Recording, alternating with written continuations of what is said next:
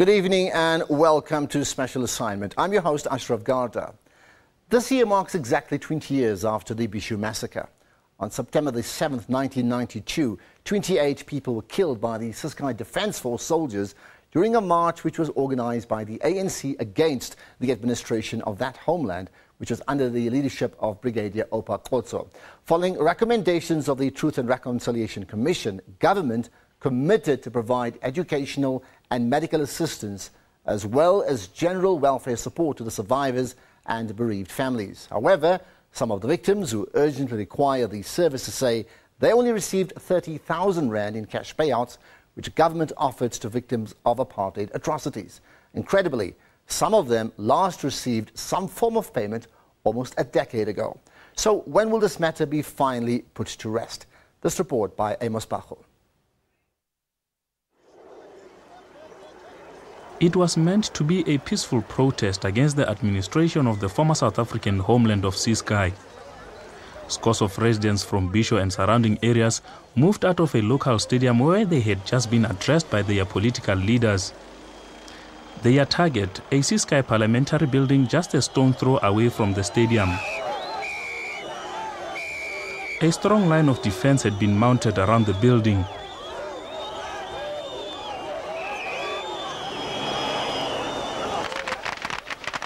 However, it was the same militancy that triggered the panic with the army ranks.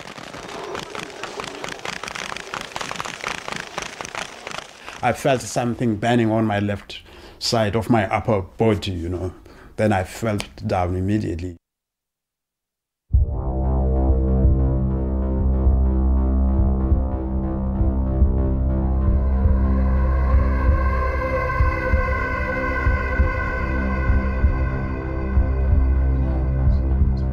Ntebeko Mafa was a college student in 1992. His keen interest in politics and the struggle for democracy pushed him into joining a campaign to bring down apartheid and all its establishments. Little did he know that the end results could be devastating. Mafa joined a protest march against the Ciskei regime. In the morning of that day, I joined the march, which was organized by the African National Congress, of then border, a march to demonstrate against the then Ciskei government, which was under the rule of Brigadier Kgotso, who was in place then, You will remember that at that time, things were not okay in Ciskei because there was a lot of oppression of political activities in this area, Led to the Bisho march was the fact that there was a reign of terror in the Ciskei. People were being assassinated, people were being attacked, protest was not being tolerated, there were murders, torture. It was an intolerable situation.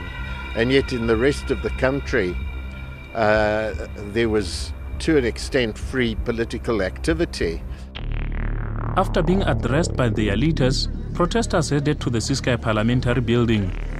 They had one objective in mind: to force former Ciskei leader Oupa Kgotso out of office. Moments later, the Ciskei Defence Force opened fire on the crowd.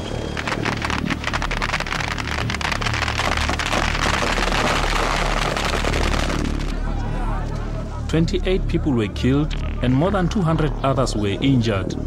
I personally, I responded by turning back, with intention of running back to the direction of King Williamstown, But while I was on that process of running back, to the direction of King Williamstown, I felt something burning on my left side of my upper body, Then I fell down immediately, I realized that I was shot, because the bullet hit me on my left side of my upper body and then it went through to my spinal cord. Gunfire just continued in a massive way. We sensed bullets flying over our heads, and I'd been in wars before in Angola and so on, so I knew the zing of bullets and I thought this is live ammunition. And one heard it reverberating all the way along the road, down the line of the march, and of course one was very, very frightened. This is Oupa Gozo, leader of the former Ciskei homeland, supposedly independent but taking instructions from Pretoria. He is a trained soldier who rose to power through a coup. Now he still lives in his plot in the Eastern Cape and has since suffered a speech impediment. A former president of our country, it getting water out of dancing. Gozo has dismissed the claims, saying he was shocked by the incident. About how I was emotional. I didn't know that happened.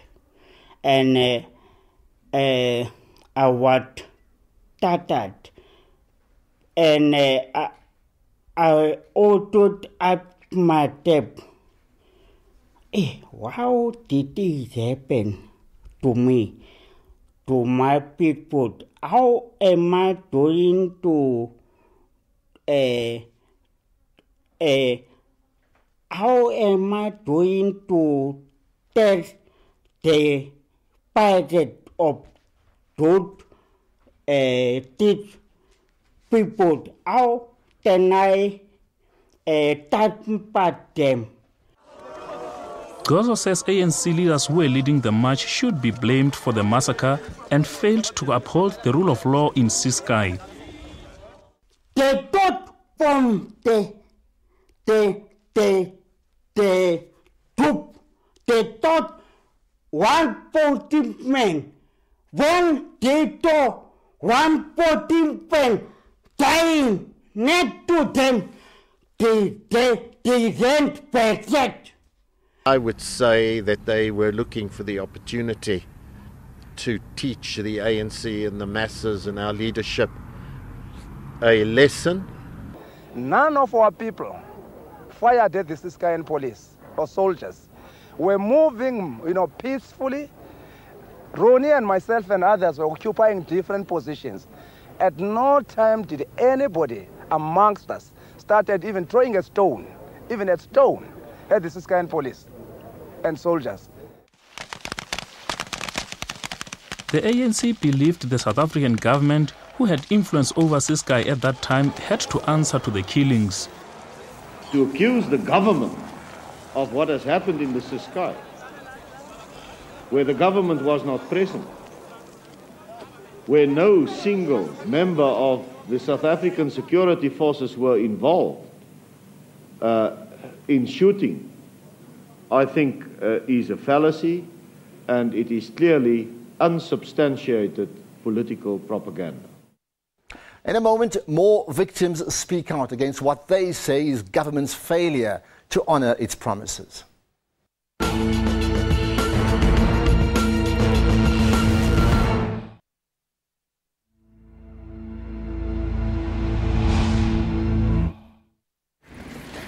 The Bisho massacre has robbed many families of their livelihoods and left many others in a state of despair. On this day, special assignment accompanied Ntebeko to one of his regular medical checkups. Although he is employed as a teacher and is covered by medical aid, at times Ntebeko has to pay cash. Doctors recommended that he be placed on medical leave until his deteriorating health improves. So, how do you feel today? Well, I feel capable, Dr.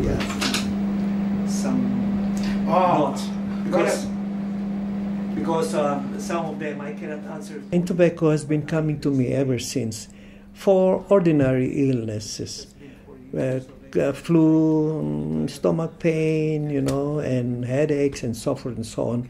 But at the same time, I am aware of his need of attention, care, because of what happened of that massacre, He is going to be permanently paralyzed, and is undergoing also mental problems like anxiety, depression, and so forth and so on.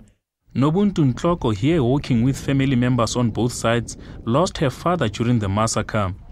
She was only 7-year-old when the incident happened. Although she does not have many memories about her father, she says his passing left a gap in her life. At that age, I didn't feel the loss.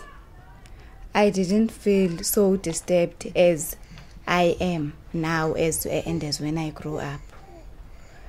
I will say that even now, each and every day, I think about my father, how he could have, done this, how he could have advised me. Bwangiwe Skepu also lost her husband during the massacre. They had just gotten married when he was shot dead during the protest. Bwangiwe had to figure out how to raise their only daughter on her own. It was very painful to hear that my husband was dead. After he died, things were very hard because the family was dependent on him.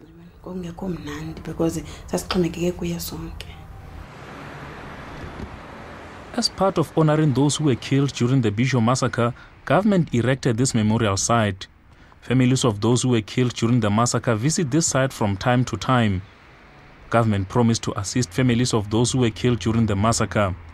Amongst other things, government was to cater for the educational needs of the children of the deceased, medical care for those who were injured, and the general welfare of the affected families.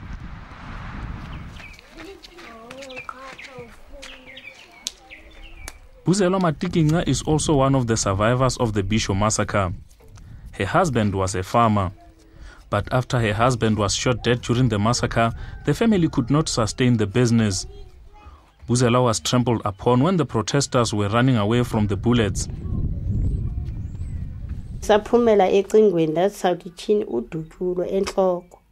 I saw him lying there with a bullet wound on his head. I tried to crawl towards him because he could not walk. Then something which sounded like a hand grenade was fired. The firing started again, this time from the helicopters.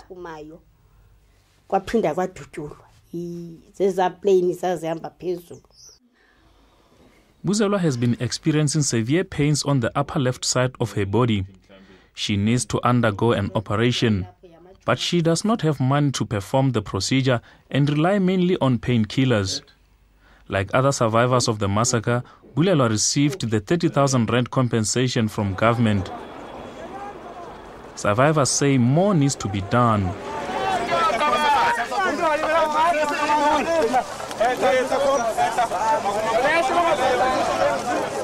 I would like the government to intervene in one way or another, to give us a form of assistance, For instance, people like us, we are in need of medical care, some wheelchairs,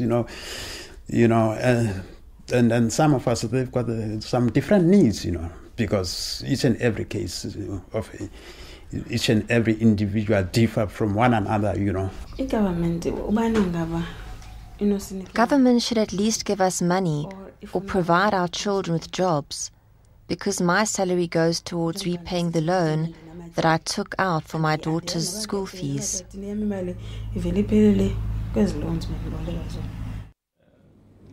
Taking their issues to court. The Khulumani support group has been at loggerheads with government over how the president's fund that has been set up to compensate victims of apartheid atrocities is managed. It was by that time 650 million, the amount which was sitting in the TRC. Have attended to take it to the disaster fund. We, with our memorandums, with our marches, have managed to stop that one.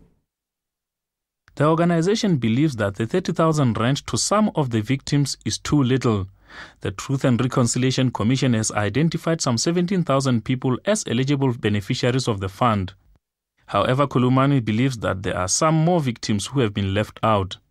You cannot exclude people who've got the same victimization, same day, and you say that because you managed to come while this one was in hospital and you exclude that one, we have said that that amount its own cannot manage to help all these victims.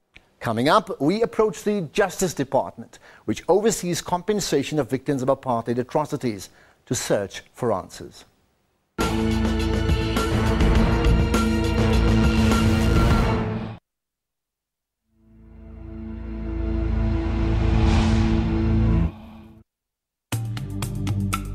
The Justice Department administers the President's Fund.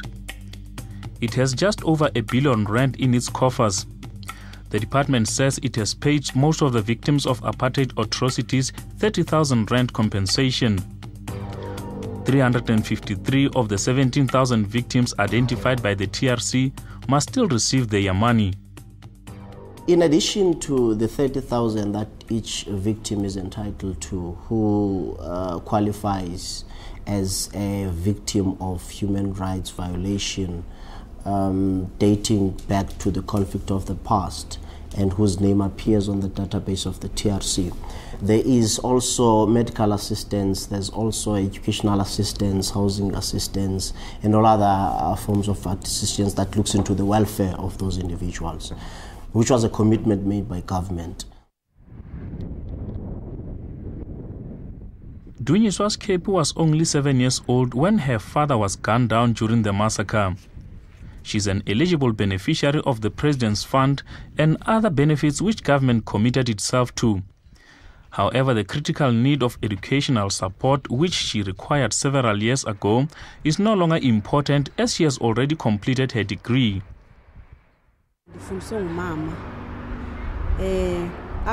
My mother paid for my fees. After I passed grade 12, she took a loan to pay for my school fees.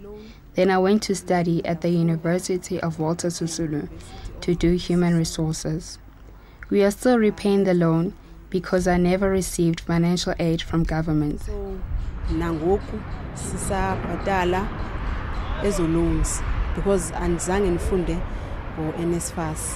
Another beneficiary who requires assistance from government is Pumla Matikinga.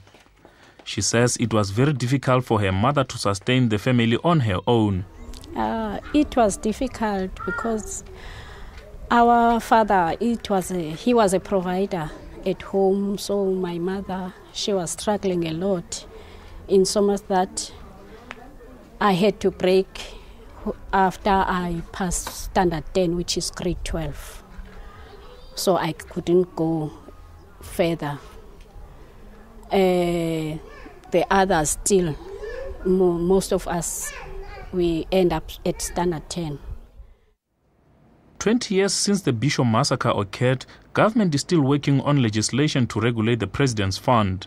Of importance is the fact that whoever qualifies or qualified at the time to benefit from the fund, he has to obviously present his or herself before the committee, so that at the end of the day, if, for example, people have incurred costs unaware that there is some form of assistance for their education, it's a case that will have to be looked at if, for example, they're owing loans and all that. But we can't, without a legislative framework, which the team is currently working on, make a commitment that there has to be payment of that which they owe.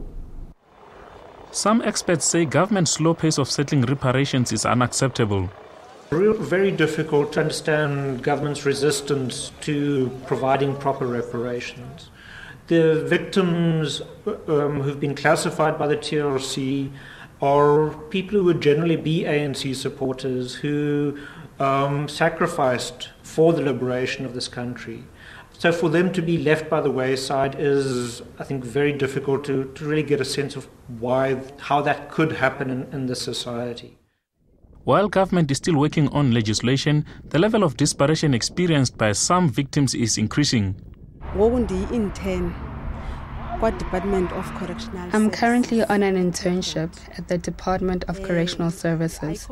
It's a 1-year contract and expires in April next year. I don't know what I'm going to do if it's not renewed. If I could finish my degree, or I could be at least employed by the state so that I can get the benefits to help my family, it will be much better. Some experts believe that government has failed the victims. 30,000 once-off payment is really a pittance for someone who may be wheelchair-bound, for someone who may be rendered unable to take care of themselves, for someone who after injury may now have to carry additional health care costs that they never thought they would need, at least not at that stage of their lives. So, 30,000 becomes really very symbolic.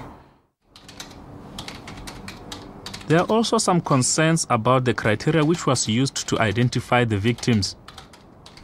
The fact that up to 9 years after the TRC, there were many victims who had been identified by the TRC, many of whom who had appeared before the TRC, who still had not received the 30,000. They had not yet been identified, they had not yet been tracked down, or nothing had been done, even for those that have been identified. Obviously, the delays are regrettable because the process is taking longer than anticipated, but we're still committed to ensuring that that which was committed to by government is realized. So we're pleading with them to exercise a bit of patience, and our doors obviously are open. We're accessible to those people. They should approach the TRC unit, and obviously they'll be assisted. That you are assisting, like in terms of accessing. Kulumani says the delays have fueled anger among some of the victims of apartheid atrocities. We are trying by all means to reach the government, but what we are having, the government is running away and does not do consideration on what we are saying. What to us now, it means that our government always like to intervene when there is a violence. Some victims have indicated that they are ready to forgive a man who many believe should be blamed for the massacre on September 7th in 1992. I've learned to accept and to forgive him, Because really, right now, I think it's no point to hold grudges with him, because he's not longer there, he's not longer in power.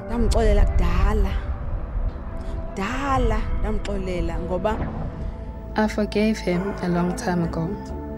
I'm a Christian and believe in God. I believe that if you don't forgive a person, you become angry and bitter. You become bitter, you become angry. However, for some, Gozo does not deserve any forgiveness. I cannot forgive Gozo because he did not care about us for a long time. Gozo says he will be spending the remaining years of his life at this plot with his family and writing books about his experiences. He says he has no intention of returning to active politics.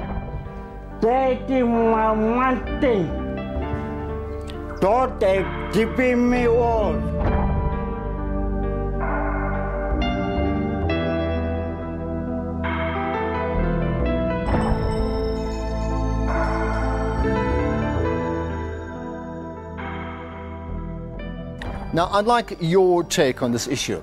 If you're tweeting, use the hashtag special assignment, but you can also Facebook or email us. And do join the follow-up discussion on my radio show. That's on SAFM at 2:30 p.m. on Friday. Well, last week we brought you the story of the Department of Correctional Services non-delivery in reinstalling the prison broadcasting network at Portsmouth Prison after pulling the plug on the project in February of this year. Well, here are some of your comments.